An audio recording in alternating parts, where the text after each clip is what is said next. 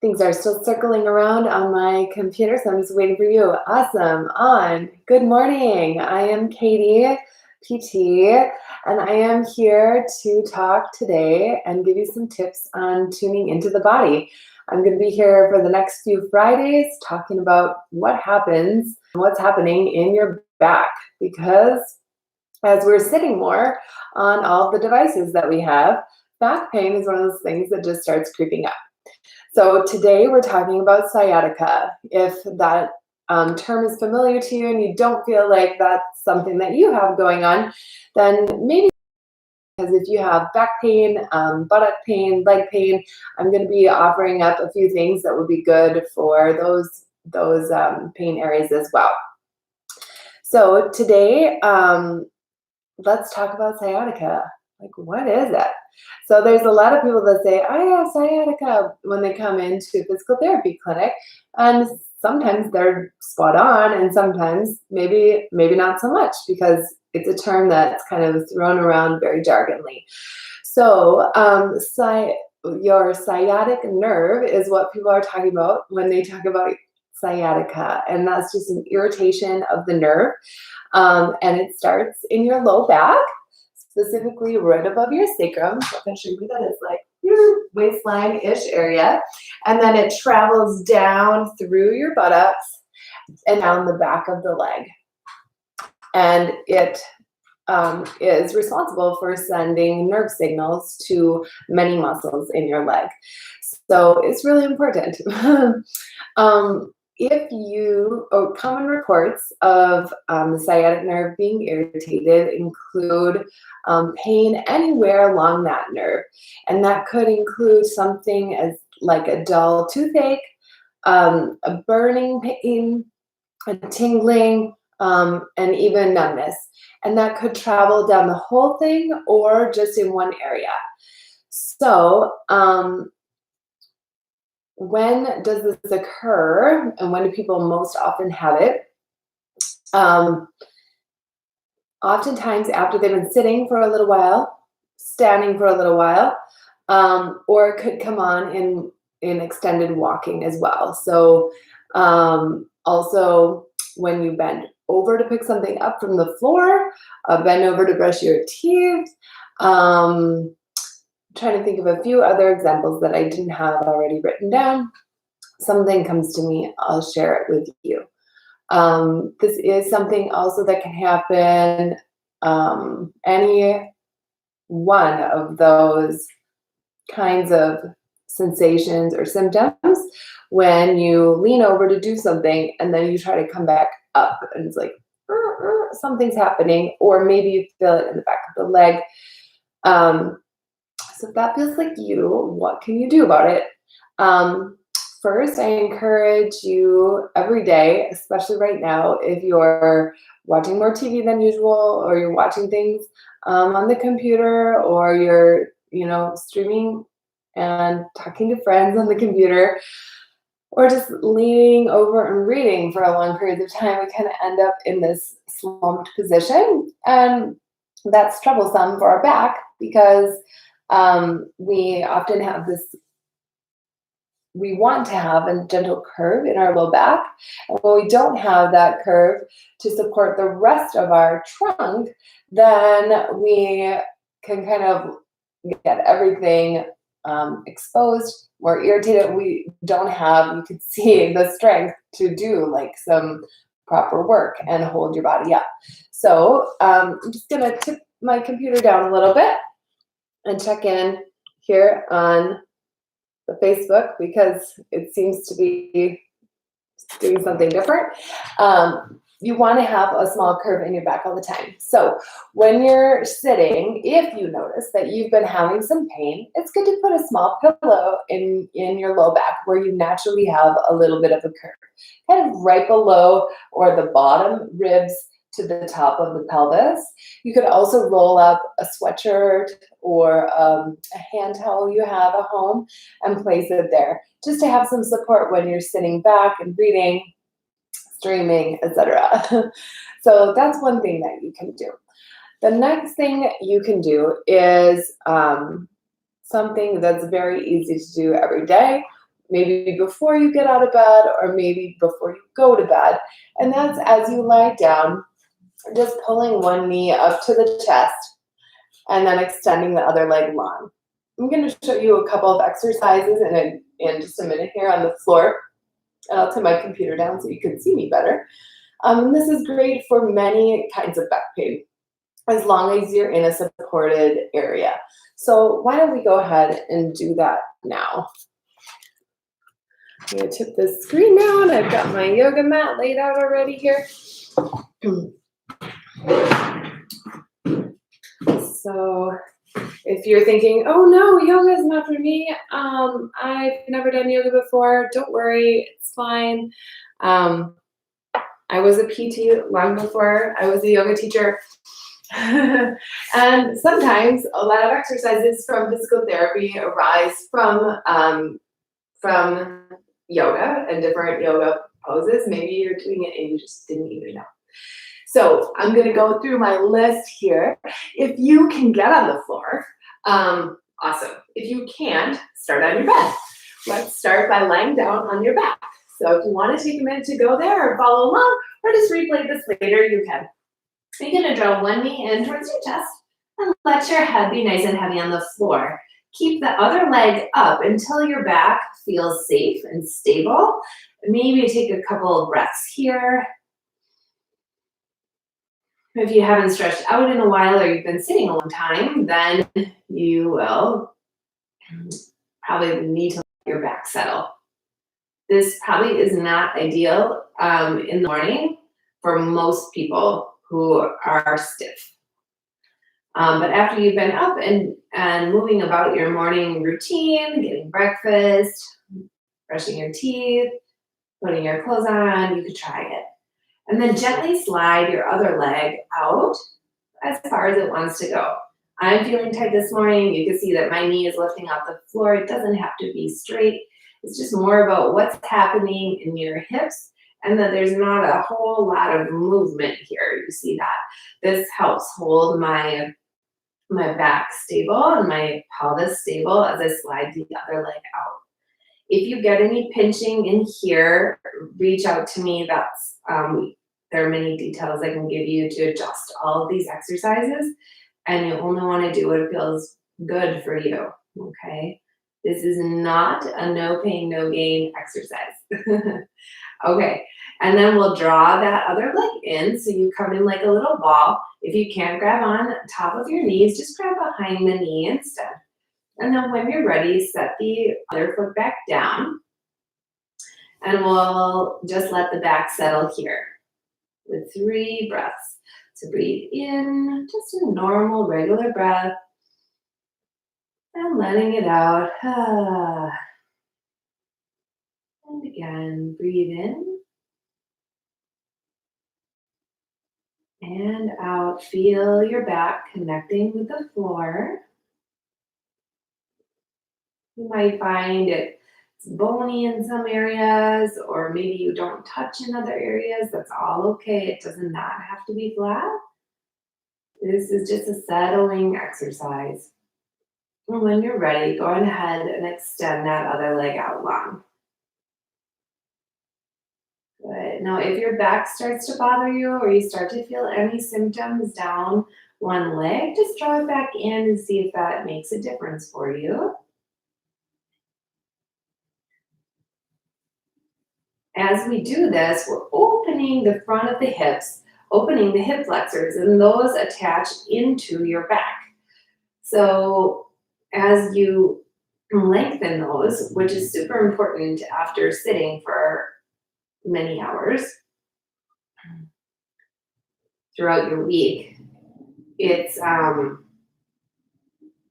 can just feel my body settling in as I stay here. The longer I stay here, and so I hope you do too. So just notice what you feel. You might feel a stretch in the groin or the top of the thigh or the knee, or you might feel something pulling in your back.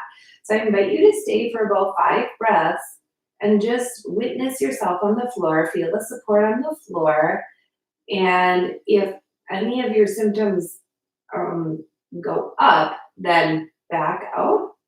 But if you feel like, oh, it's just tension, then breathe into it and let your body settle. And maybe your leg will extend a little bit more, maybe not. Okay. When you're ready, you can set the knee that was in the chest down on the floor. Bring your feet back to center. And if it feels safe for you, you could try pressing your hands into the floor and lifting your hips up off the ground and back down. Okay. So that is just, we call maybe a single knee to chest exercise. And we're going to do a few more things now to open up the hip flexors. If you're able to get on your stomach, that is super. If you're not, so this one is best done on the floor. If you do it on your bed, beds can often be squishy, and so you'll end up more pressure on your back than is really, it's just not as suitable for your back. It'll start talking to you. So if you're able to get on the floor on your stomach, you can roll right from where we were onto your belly. If not, see if you can stack 1 or 2 or 3 pillows and place them underneath your belly here to just give a little space for your back. So you can if that looked like very easy, let's try that again. So you can walk yourself down onto your elbows and then slowly lower like one hip down and then the other. And you can have your hip pointers supported on the pillows, or if it feels better to have them lean off the pillows and have your chest and ribs supported, then that's great too. If you're able to bring your head down to rest on the mat, that would be ideal for you. And if not, see if you can use another pillow, your fists or your hands, stacking them up to rest your forehead down here. If your shoulders don't naturally want to go this route, then just find a happy place for your shoulders and place another little pillow. Or if you have a yoga block at home, you can use something about this height or about the same height as your pillows to just rest your head. And you'll notice that as I do this, and as you do this, that you'll make some space here in your back. And you start to also lengthen your chest. So you're just going to rest here for a minute or so, and I will just talk to you while you're doing that. If you notice any pinching or discomfort in the low back, you can also try placing a pillow underneath the ankles. So you kind of have one pillow under your belly, a blocker pillow underneath your forehead, and another pillow underneath the ankles. And that just takes some pressure off of the hip flexors, the hamstrings, and everything that gets tied into the low back in many string pulling ways. So just allow yourself to breathe in here and out. Good. Take a few more breaths in and out. Good. So you can stay here for another minute. I'm going to demonstrate to you 2 more things that I want to offer up today. If none of these seem to work for you and you want a few more details or you want to schedule a virtual session with me, I am here and available some mornings, evenings, and weekends. But right now, let's continue to focus on you and what's happening with you and give you a few more options. If the belly stretch works for you, you can do a few press-ups. So in yoga, we call these cobras. This helps support the natural curve of the low back.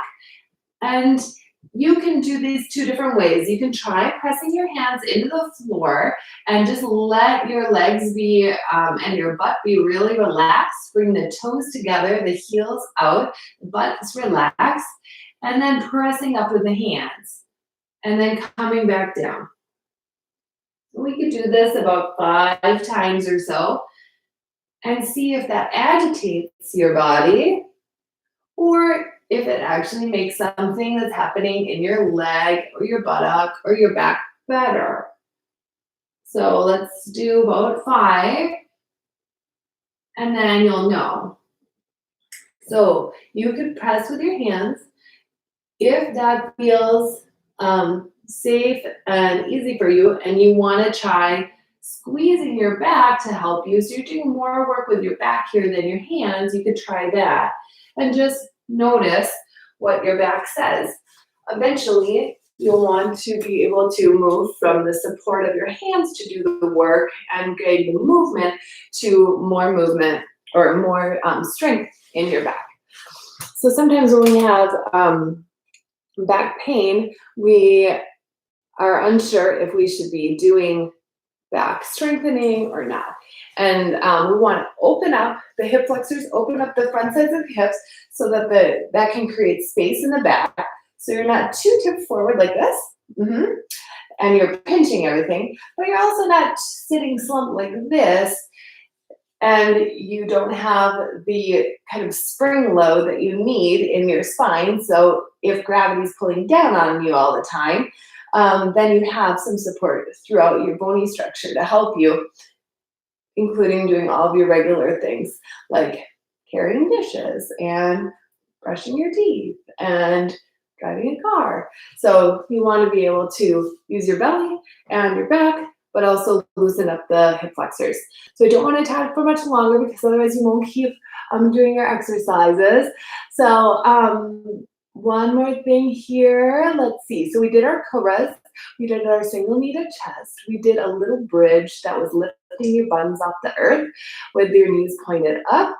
And then lastly, I just invite you to continue stretching your hip flexors for a couple of minutes on each side.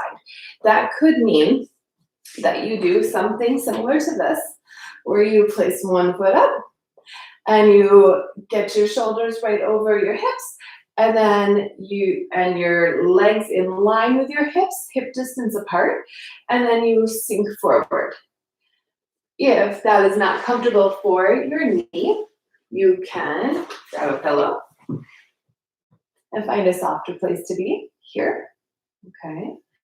And you will most likely feel something happening here in the front side of your hip. You might also feel something happening here. And you want to hold that for at least a minute. I would say like 10 breaths. Okay? So that's one way to stretch the hip flexors. Yeah, and you'd want to do both sides. Okay? Even if you only have pain on one side, do both sides and just see how much flexibility you have side to side. You'll notice where you're tight, and then you'll want to continue focusing on the tight side. The other thing you can do is you can lay down on your side and try to grab your foot or your ankle or your pant leg and allow your knees to come down together. I'm doing this in a very fast way, but you can just slowly make your way in from lying on your side, bending the bottom knee, bending the knee and reaching forward. If you can't reach, you can use a belt or a sheet to help pull the ankle towards the buttocks. And you want to focus on letting the top knee drift down towards the floor. And then also sending the hips forward. So they're stacked nicely. And you're starting to straighten and stretch everything in the front side of that hip, just like I was showing you during that little lunge in a more upright position. So please feel free to write in anything, questions that you have. Shoot us a message, tuningtree@gmail.com or on Facebook. Also, lastly, give yourself a week to do this. Most of us have more time right now than usual, so give yourself like a whole week to go away quickly. It's not going to probably go away in a day. However, that being said, I also like to hold space for magic and miracles to happen. So you never know. You might just find like the magic stretch you need and poof, all of a sudden your pain is gone. So be optimistic. Try this out for a week. Give yourself a minute or two with each stretch. Just sitting and hanging out and breathing, 5 to 10 breaths for sure. And if this doesn't work for you and you want further help, or you're worried that you might not do them correctly, then please schedule a virtual session with me. I would love to help you. And you can do that right on tuningtree.com or just send us a message via email, Facebook, whatever means you like. And stay well. Stay well, people. I hope you have a great day. I'll be back next week talking about another kind of back pain. So I hope you'll join me then. Bye-bye.